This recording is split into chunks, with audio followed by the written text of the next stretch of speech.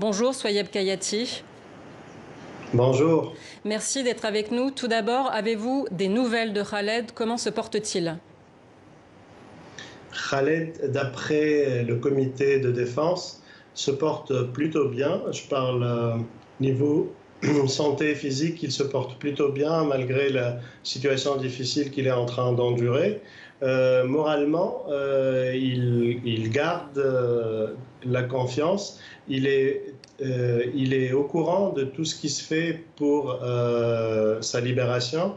Il garde le moral grâce aux informations qui lui parviennent de la mobilisation de ses confrères en Algérie, mais aussi au niveau international, avec la création du comité de soutien à Khaled. Toutes ces informations lui parviennent et l'aident à traverser ce moment très difficile. Alors Khaled Rarini, comparé avec d'autres figures du Irak, le mouvement de contestation qui secoue l'Algérie depuis plus d'un an maintenant, il est poursuivi pour incitation à attroupement non armé et pour atteinte à l'intégrité du territoire national. C'est assez flou. Qu'est-ce qu'on lui reproche d'avoir fait concrètement?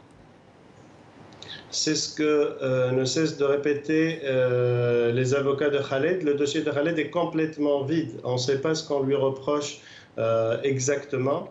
Nous, ce qu'on a compris à Reporters sans frontières, c'est que le régime ne pouvait plus tolérer, accepter cette figure de la presse libre et indépendante, ce symbole qui est devenu Khaled, qui a pu, de façon professionnelle, couvrir aussi pour TV5 Monde le Hirak en Algérie pendant toute une année. Et il était cité comme référence au niveau national en Algérie, mais aussi au niveau international, repris par les principaux médias internationaux. Cette situation est devenue intolérable pour le régime algérien. Et il a profité de la crise Covid pour arrêter Khaled, alors qu'il présentait toutes les garanties pour être poursuivi en liberté conditionnelle. Si on veut, si on abonde dans le sens du régime qui lui reproche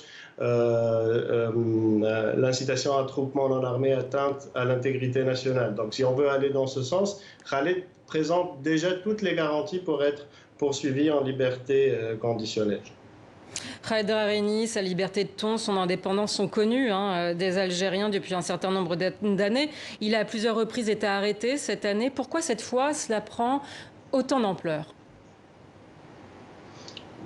Je pense que le régime a décidé d'en finir avec le Hirak une fois pour toutes.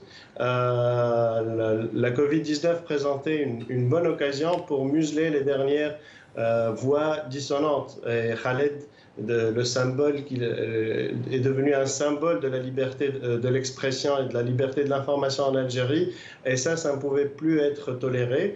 D'ailleurs, deux de ses co-détenus ont été libérés, alors que lui, il est encore maintenu en détention. Et aujourd'hui, c'est la date de sa première audience. Et on ne sait pas, on n'a aucune idée de la durée de ce procès. Donc le message est clair. Khaled incarnait la presse libre et indépendante en Algérie, et ce genre de symbole n'a pas sa place en Algérie avec le régime actuel. Alors, Khaled Rarini n'a pas bénéficié de la grâce présidentielle au début du mois. Ce n'est pas le seul journaliste algérien ces dernières années. L'ex-correspondant à avoir été arrêté ces dernières semaines, l'ex-correspondant de France 24, Monsef Haït Kassier, son caméraman, pour ne citer qu'eux, ont finalement, eux, été libérés le 29 juillet. Le même jour, au Maroc, le journaliste et militant des droits de l'homme Omar Radi était placé en détention. Reporters sans frontières s'inquiète de l'évolution de la liberté de la presse en Algérie. Est-ce que c'est le cas aussi pour le Maroc?